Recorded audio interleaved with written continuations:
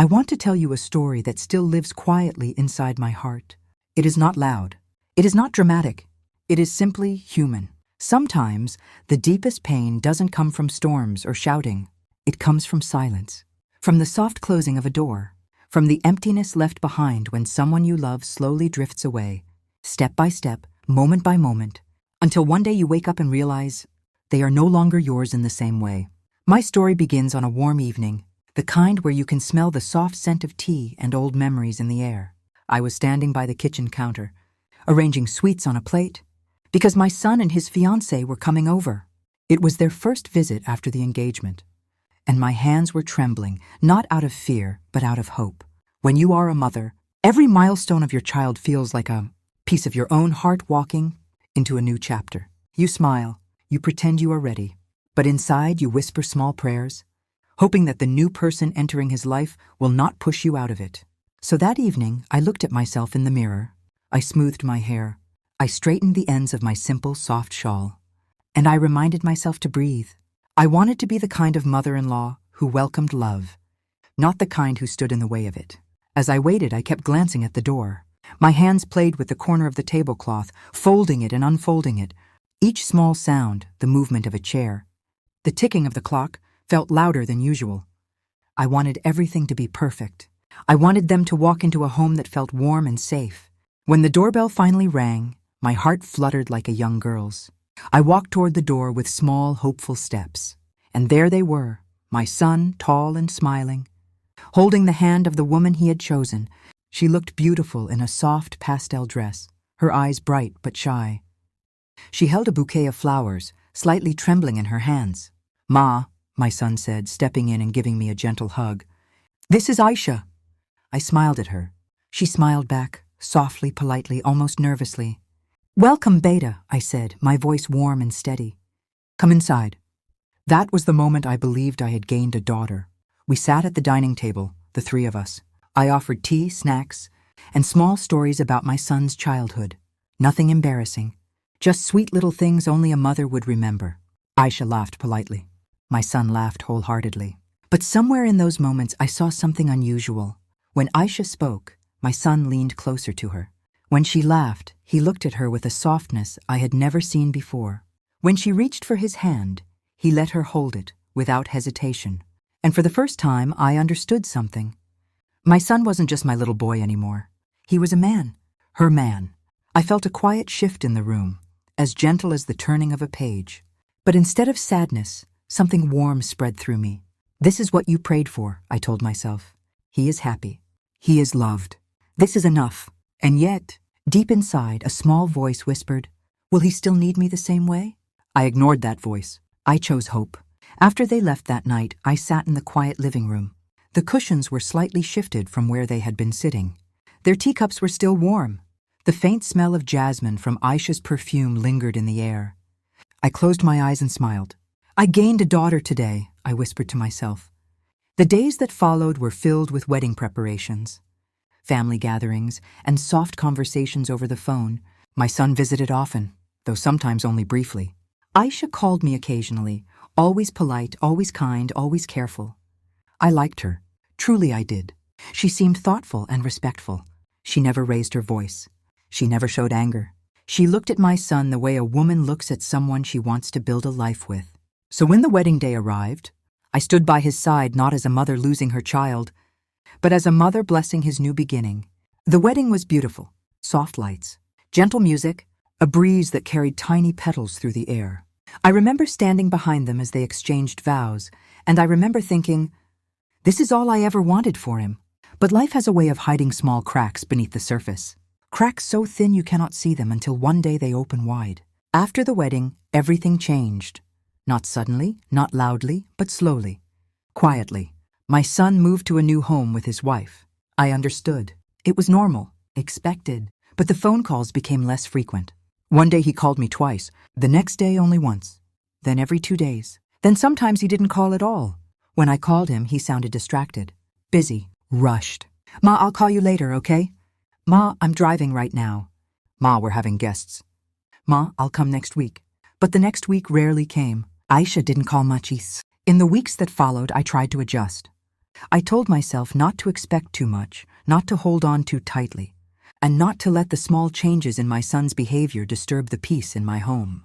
I reminded myself that every mother experiences this separation in one way or another. Children grow, children change, children move on. But knowing something doesn't make accepting it easier. Every morning when I woke up, I would glance at my phone, half hoping to see a message from him. Something simple, something small, something like, "Good morning, Ma," or "Did you eat?" But most days the screen stayed blank. I would make tea, sit by the window, and watch people in the street, children walking to school, couples leaving for work, elders taking slow, steady steps on their morning walks. Life was moving everywhere, yet my own days felt slower, quieter. One day, as I was dusting the shelf in the living room, my phone rang. My heart jumped. It was my son. "Ma, are you okay?" he asked. "Yes," I replied with a soft smile. "Just cleaning." There was a pause, a long one, as if neither of us knew what to say next. "Ma, Aisha's parents are visiting this weekend," he said. "We'll be busy, so we might not come." "That's all right," I said. And it truly was. His in-laws had every right to spend time with their daughter. But something about his tone felt distant, as if he was informing me out of formality, not affection. I wanted to ask him how he was doing, if he was eating well, if he was sleeping enough, if he still remembered the little things we used to talk about. But I stayed quiet. I didn't want to sound needy, or clingy, or like someone who expected too much. "Okay, Ma," he said. "I'll talk to you later." The call ended. Just like that. I stared at the phone for a long moment, then placed it down gently. He used to tell me everything. Now he told me only what was necessary. I decided not to dwell on it. Mothers learn to swallow their aches quietly. It's part of the job. A few days later, I met my neighbor Shazia while watering the plants outside. "You look tired," she said with concern. "I'm fine," I replied. "Just a little lonely, that's all." "Doesn't your son visit?" she asked casually. I paused, smiled lightly. "He's busy," I said. "New marriage, new responsibilities." She nodded with understanding, but tapped my arm gently. "Beta, you're not old. You deserve company too. Don't wait around for children all the time. They'll live their lives. You live yours." Her words were kind, but they hurt in places I didn't want to admit. Because the truth was, I was waiting around, even if I pretended I wasn't. Every mother does. We wait in our own quiet ways. Then one afternoon, something happened that shifted everything, subtly but deeply. I called my son just to hear his voice. He didn't answer. After an hour, I tried again. That evening, he finally called me back. "Ma, I was busy," he said, sounding slightly irritated. "Are you all right?" I asked softly. "Yes, I'm fine," he replied. "Just tired."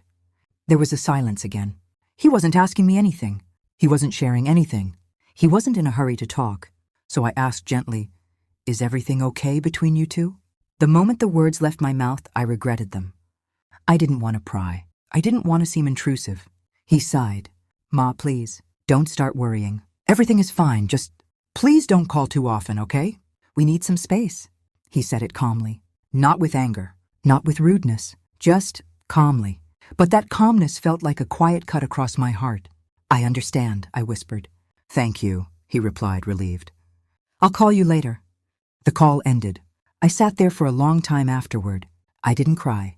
I didn't speak. I just stared at the wall, letting his words settle inside me. Don't call too often.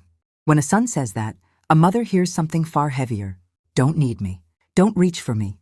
Don't expect anything from me. It wasn't his fault. He didn't mean it that way, but mothers feel words differently than everyone else. That night, I made a decision. I would not call him. Not for anything. Not unless he called first. I would step back. I would give him space, even if that space became a distance.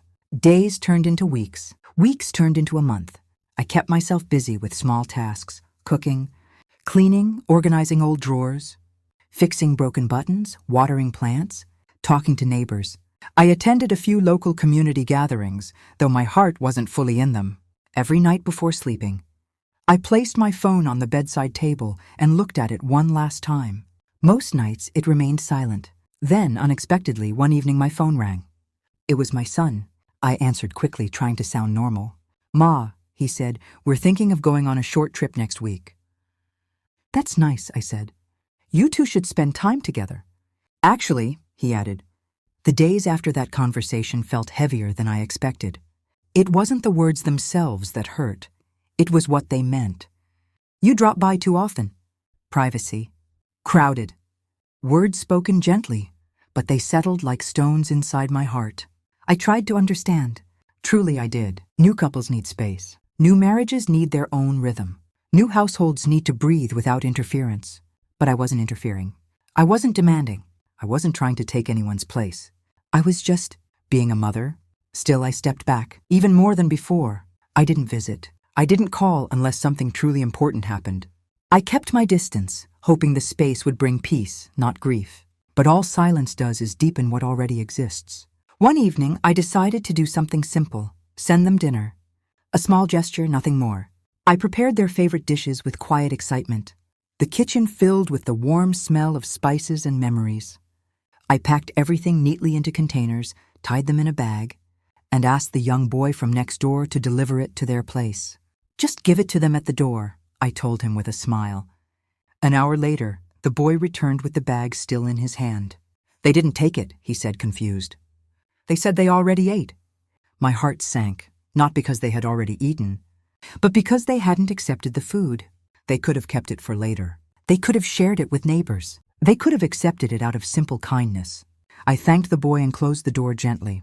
I sat in the kitchen with the containers in front of me, the food still warm, the smells still familiar, but everything felt unwanted. That night, I didn't eat much. A few days later, my son finally called. "Ma, I heard you sent food," he said. "Yes," I replied. "I thought you might enjoy it." "That's sweet, Ma, but you don't have to. We're managing fine." There it was again, that polite distance, that subtle wall. "I know you're managing," I said softly. It wasn't help. It was love. He didn't respond. Then he said, Aisha felt bad she couldn't take it. We were heading out. "It's all right," I said. And I meant it. But a small part of me wished they had kept it anyway. "Ma, she feels like you're trying too hard." Those words stung deeper than I expected. Trying too hard. To love. To care. To be present. Trying too hard to be a mother. "I understand," I whispered. "Thank you, Ma," he said again with relief. That relief became its own kind of heartbreak. The shift between us wasn't cruel. It wasn't loud. It wasn't filled with anger. It was filled with something quieter, something more painful, something like a slow drifting apart. And I wondered quietly, is this how a mother loses her child? Not in a storm, but in a series of soft, subtle waves. One afternoon, while I was folding laundry, I received a message from Aisha. It read, "Ma, can you please let us know before coming over? It helps us keep things comfortable." Comfortable. The word sat heavy in my hands. I typed slowly. "Of course. I won't come without asking." Her reply came after a long pause. "Thank you for understanding." Understanding. A word that mothers are expected to live by, even when it hurts. I placed the phone aside and continued folding the laundry with quiet hands. The sun outside was bright, but inside, something felt dimmer. A week later, I received another message, not from my son, but from Aisha again. "Ma, we're having friends over today. Just letting you know in case you were planning to come by." I wasn't planning to come. I hadn't been planning anything at all. But something inside me felt a small pinch. I replied, "All right, Beta. Enjoy your evening." She liked the message. A small blue heart appeared beside it, a symbol so tiny. Yet it meant nothing compared to the emotional distance growing between us. That night, my neighbor Shazia brought over some soup. "You haven't been looking well," she said softly. "I'm fine," I whispered. She watched me for a moment, then placed her hand over mine. "You miss him." Her words broke the fragile wall I had been holding inside. "I do," I whispered, my voice trembling. "I miss him so much." She squeezed my hand gently. "Children change after marriage," she said. "Some drift, some return, some don't, but you must not stop living because of it." I nodded. But her words couldn't fill the empty space inside me. Loneliness is quiet, but it is heavy. Days passed like that, slow, soft, silent. Then something happened that deepened the conflict. A small festival was coming up, the kind of festival my son had always loved. He used to help me hang lights, arrange candles, decorate the small table in the living room. Every year, no matter how busy he was, he came home on that evening. So I prepared everything, not out of expectation, but out of habit. I cleaned the house. I put fresh tea. I remember the day everything quietly shifted. The day that felt like someone closed a door behind me, Slowly, gently, but completely. It didn't start with a fight. It didn't start with harsh words. It began with a distance so soft that I almost missed it. A mother always senses when something is changing, even before anyone says a word. That evening, I had cooked dinner for them, simple food, just to remind them of home. The kitchen smelled like cardamom and warm bread, and I had placed 3 plates on the table, just like I had done for years when my son still lived with me. But when they arrived, Maya hesitated at the door. My son stepped in first, smiling at me, but his smile was smaller, like someone had taken half of it away without him noticing. Maya stayed outside for a moment, as if deciding whether she even wanted to come in. I told her softly, "Come, Beta. I made your favorite." She smiled back politely, but I could feel that something had faded. Not anger, just something closing. We sat down. My son spoke about work. Maya scrolled through her phone, and I sat there, smiling, pretending to be part of the picture. I thought it was a normal evening, just another simple moment together. But sometimes the softest moments are the ones that change everything. That night, I heard them whispering.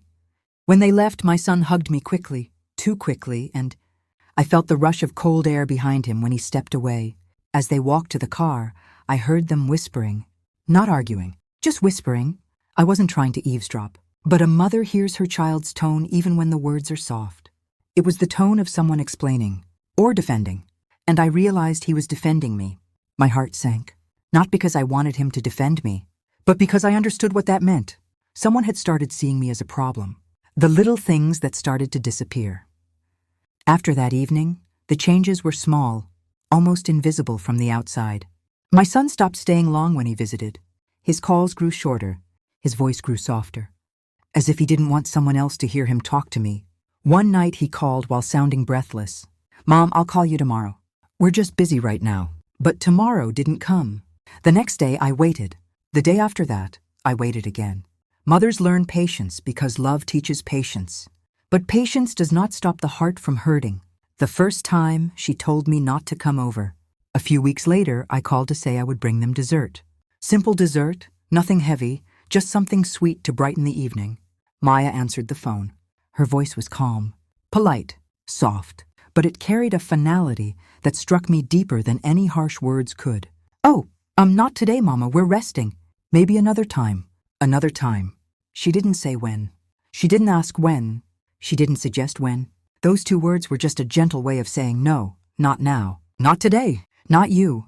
I told her it was all right, and I hung up before she could hear my voice tremble. I sat for a long time with the boxed dessert in my lap. I opened it. I closed it. I tried to convince myself it wasn't rejection, just timing. But a mother knows. Something was shifting without noise, without argument, without warning. My son began avoiding real conversations. He still called, but not with the same warmth. He would say, "Everything's fine," even when I hadn't asked, as if he expected me to worry, as if talking to me was something he needed to manage. My heart kept asking, why is he afraid to speak freely? Why does he sound like someone is listening? Someone who doesn't approve? The truth was simple and painful. My son still loved me, but he was starting to edit his love, to shrink it, to make it smaller, to make it less visible, because someone else didn't want it taking up too much space. The moment I realized I was becoming a guest in my son's life. One Saturday afternoon, I decided to visit them without calling first. Not to intrude, just to surprise them with some homemade soup. Something warm, something soft, something that always made my son smile. When I reached their home, I stood in front of the door for a moment, hoping I wasn't disturbing them. I rang the bell. I waited. I heard footsteps, and then silence, as if someone paused before deciding whether to open the door. Finally, Maya opened it only halfway. "Oh, Mama, you didn't tell us you were coming." "I made soup," I said, lifting the container with a smile. She hesitated, just for a second too long. Then she said quietly, "We were about to leave. Maybe you can give it to us another day." My hand froze midair. My smile stayed, but something inside me fell softly, like dust settling on forgotten shelves. Before I could say anything, my son appeared behind her. He looked surprised, but not happy surprised. More like caught between 2 choices surprise. I wish I could say things changed suddenly. That one day my son realized everything on his own, and came back to me with the same warmth he once carried in his eyes. But life rarely works like that. Healing rarely arrives in a single moment. Sometimes it comes slowly, step by gentle step, like dawn touching the world before anyone notices it's morning again. After that day, the day he asked me to give them space, I didn't call him the next morning, or the next, or even the week after. Not because I was angry, not because I wanted to punish him, but because I needed space too. Space to understand myself, space to accept the shifting of roles, space to breathe without the weight of expectations, his or mine. It felt strange, quiet, lonely, but also in a small way, necessary. I had spent so many years giving him every part of me that I didn't realize how empty my own life had become when he walked away. Maybe I wasn't losing him. Maybe I was being asked, gently, painfully, to find myself again. A subtle change in my days. I started waking up early, just a little earlier than usual. The house felt soft in those hours, unhurried, peaceful, gentle. I would make tea for myself, instead of making it for someone else. For the first time in years, I sat at the table and allowed silence to keep me company. Instead of trying to fill it with plans and routines, I opened old books. I watered plants I had forgotten I bought. I walked slowly around the block in the evenings, watching families pass by, smiling at strangers, letting the wind carry my thoughts away. These small things didn't fix everything, but they softened the edges of my grief. I learned something I never expected to learn at my age.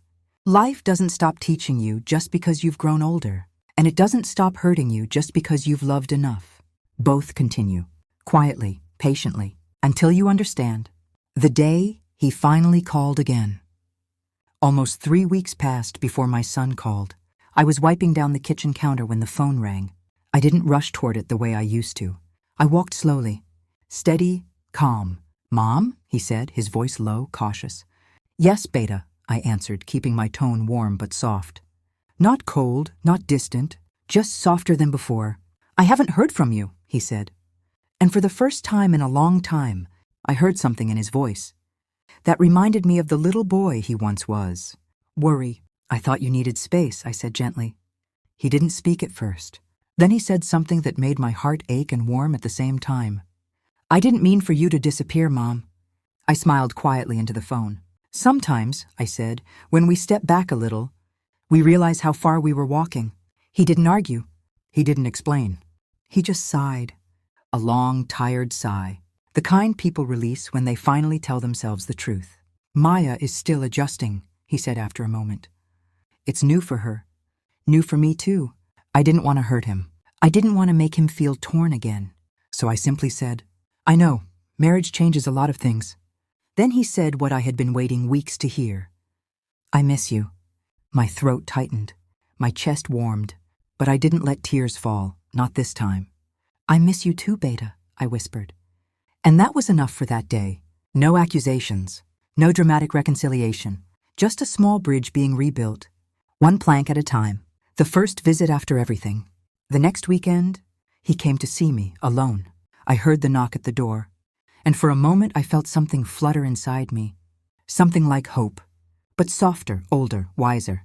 He stood there with a small cake from the bakery, not homemade, not wrapped with ribbons, just a simple gesture, from a son trying to make his way back into his mother's life.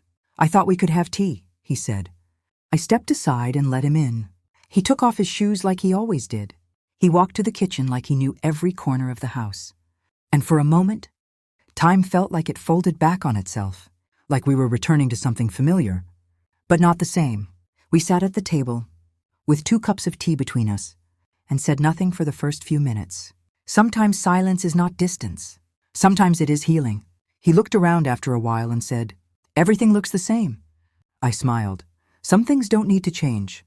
He nodded, stirring his tea slowly, as if thinking about something deeper. Then he looked up and said softly, "You didn't do anything wrong, Mom." My hands froze around my cup. He continued, "Maya, she's still finding her place. She thinks she has to compete with you, but she doesn't. I keep telling her that." I nodded, understanding more than he realized. New wives often don't compete with the mother. They compete with the memory of the mother the son carries inside him. A mother's place isn't lost. It simply shifts. "I don't want you to feel pushed out," he